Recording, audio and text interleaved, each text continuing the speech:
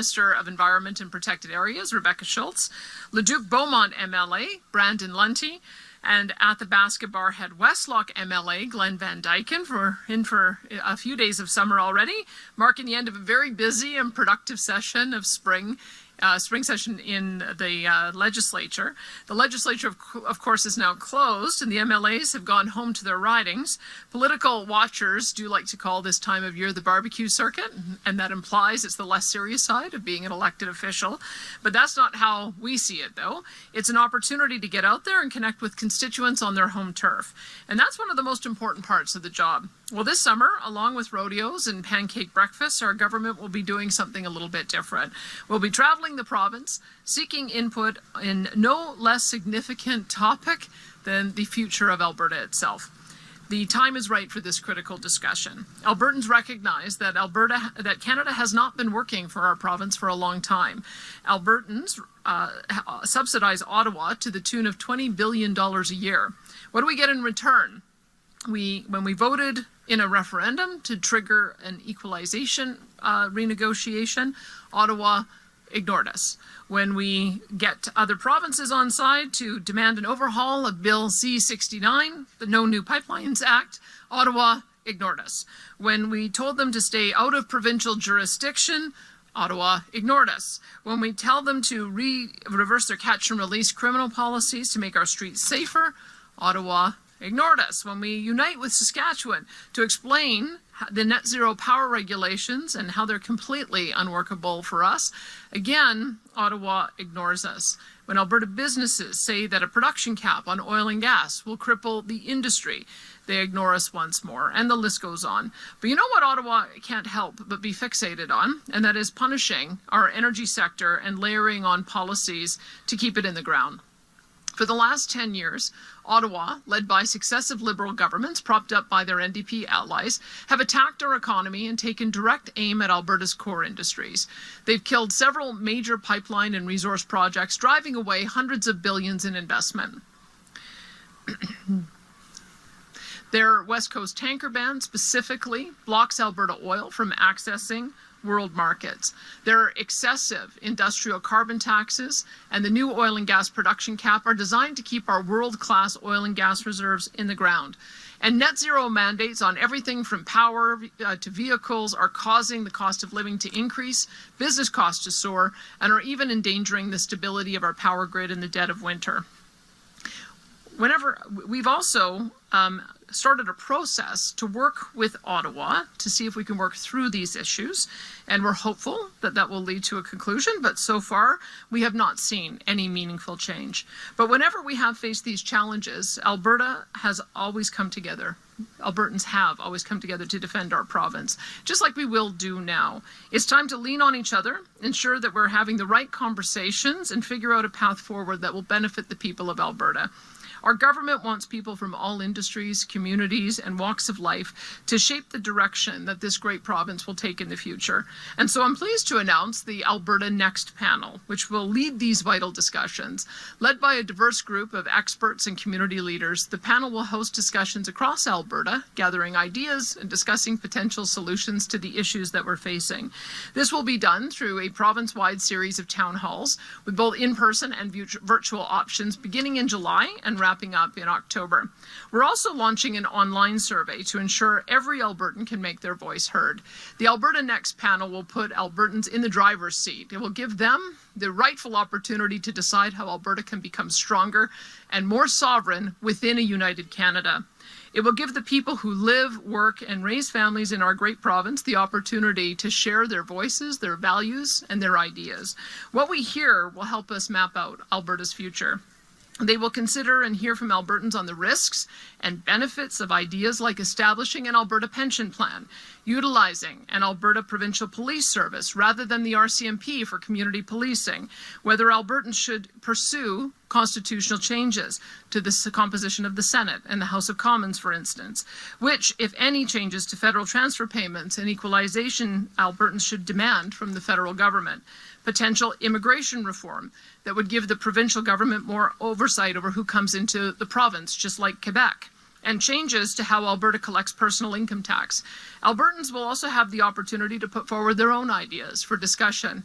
I have the honour of leading this important work, and as chair, I'd like to introduce the members of the Alberta Next panel. I'll be joined by 4 of my caucus colleagues: Minister of Environment, Rebecca Schultz; MLA for Leduc Beaumont, Brandon Lunty; MLA for Athabasca Barrhead Westlock, Glenn Van Dyken; and newly elected, soon to be sworn in, MLA-elect for Olds Didsbury Three Hills, Tara Sawyer.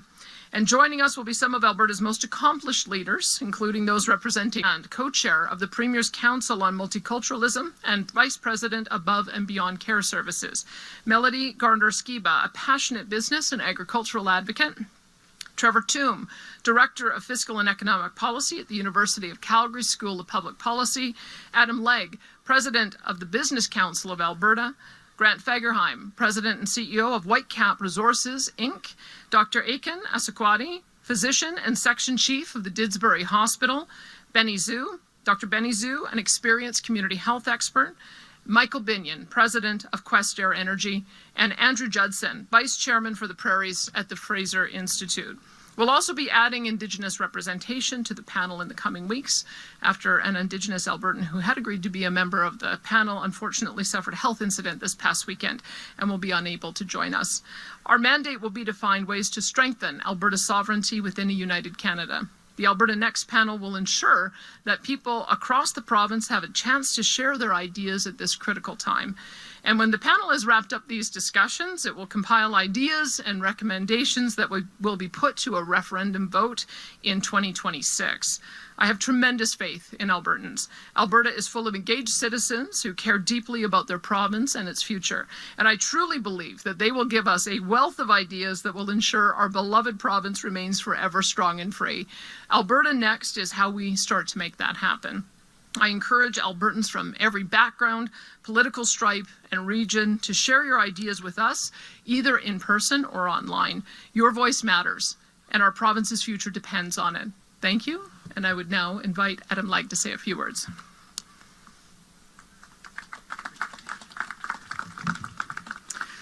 Good afternoon. Premier, first off, thank you for the honour of serving my fellow Albertans in this panel. The Alberta Next panel is an important initiative to listen to Albertans about what they feel Alberta should do to defend our interests and have more control over our future while remaining within Canada. Or in other words, how to build a strong Alberta within a united Canada. I often say Canadian provinces are subject to the fate of geography. Based on where it's located, each province has unique landscapes, assets, strengths, and realities, which makes it very clear that a one-size-fits-all approach does not work in a country as large and diverse as Canada. Right now, there's a need to restore fairness and functionality in our country. In the absence of fairness and functionality, each province should be within their rights to explore ways to have greater control of their destiny and defend their interests while remaining firmly in the Federation. That is what this process is all about, and I and the Business Council of Alberta are committed to a strong Alberta in a united Canada. A lack of fairness and functionality means that many Albertans are frustrated by a Canada they feel doesn't work for them. This is also true among many businesses and many of the members that I represent. There's frustration due to an overreach of federal powers into provincial jurisdiction and a decade worth of problematic federal policy, regulation, and decisions that have restricted Alberta's economic potential, hurt its investment attractiveness, and resulted in families losing opportunities and incomes. There have been vast impacts.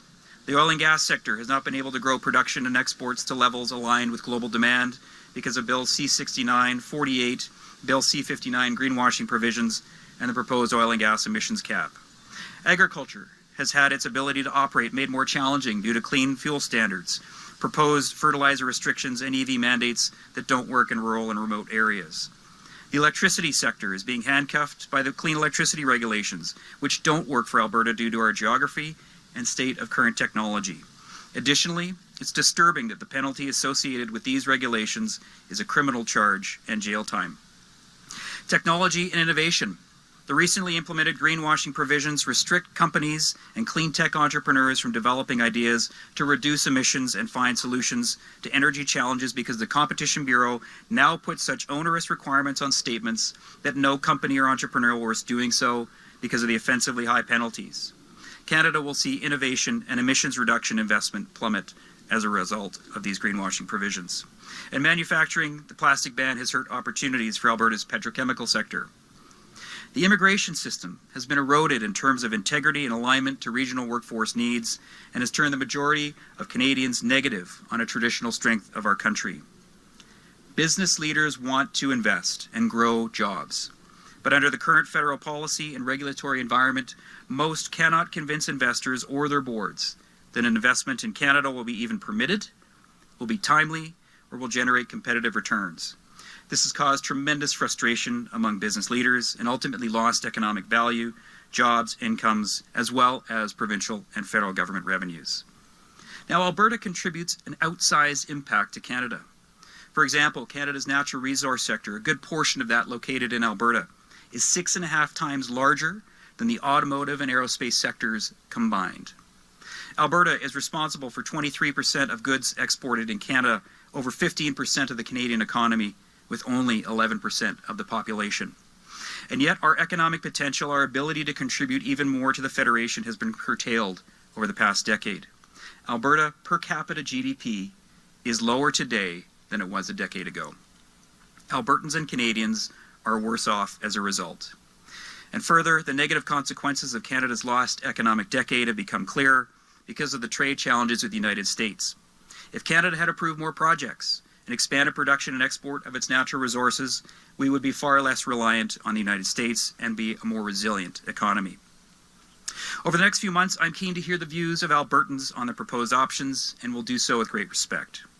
I believe we must continue to work constructively with Prime Minister Carney and the federal government, giving them the benefit of the doubt, for I believe that he and his government want to enable a stronger Canada. I intend to work positively with him and his colleagues, as I've done for years.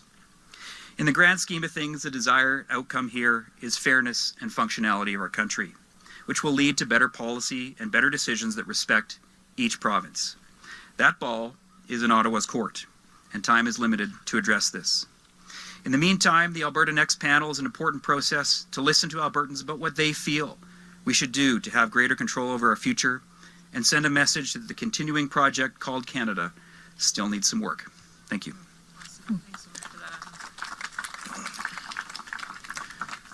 Thank you. We'll now go into our media Q&A. We'll be taking one question, one follow-up. We're going to start off on the phones today, then we'll come back here to the mic in the room. And just a reminder for the outlets here today as well, if you could allow each outlet to ask a question before doing repeats on an outlet, that would be much appreciated. With that, we'll go to the phones. Operator, could you put through our first question, please? We have a question from Alex Dhaliwal from Global News. Your line is open.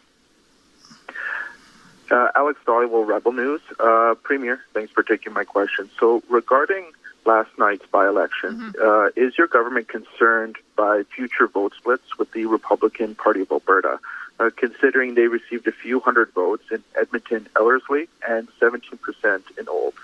Well, this is part of the reason for the Alberta Next process. We know that we have to be able to make a strong case for a united or a strong Alberta within a united Canada, but we also have to address the things that are causing the rise in that sentiment. I share Adam's hope that we'll be able to work constructively with Mark Carney to be able to do that. We've got discussions going on as we speak. Unfortunately, we just haven't seen a lot of action yet. And so I would say that the sentiment that you're seeing was created in Ottawa by 10 years of terrible policy. And I think it can also be dialed down by Ottawa by undoing 10 years of terrible policy and allowing us to get back to investing and allowing us to be able to chart our own course as a province in our areas of jurisdiction. So I think that the jury is very much still out on the future of that movement, but I'm very hopeful that we'll be able to address these concerns so that that sentiment subsides. And on a separate topic, regarding the survey on age-inappropriate materials that was released this weekend, what is your message to the 18% of Albertans who either support access to content which may be sexually crude at all ages or as early as kindergarten through grade 6? Did you find this survey result concerning?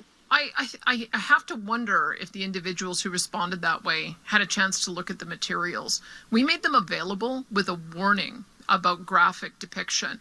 And if we have to make a warning label for adults to observe materials, then it should be pretty obvious that 6 and 7 and 8-year-olds shouldn't be seeing those materials. There's no benefit in giving graphic sexual material to children before they're old enough to understand what they're seeing. And that was what the policy is all about, is that we're looking to make sure that there's age-appropriate materials to teach kids about the basics of sexual reproduction at the right age in the right way. And some of those materials were clearly inappropriate. In fact, some of the books even said in the warning that they were not intended for an under 18 audience. So I think that we've taken the prudent approach, and I would hope anyone who has any doubt should go online and look at the materials for themselves. I think they would come to the same conclusion we have. Thank you. Operator, could you put through our next caller, please? Zach Farrer from the Canadian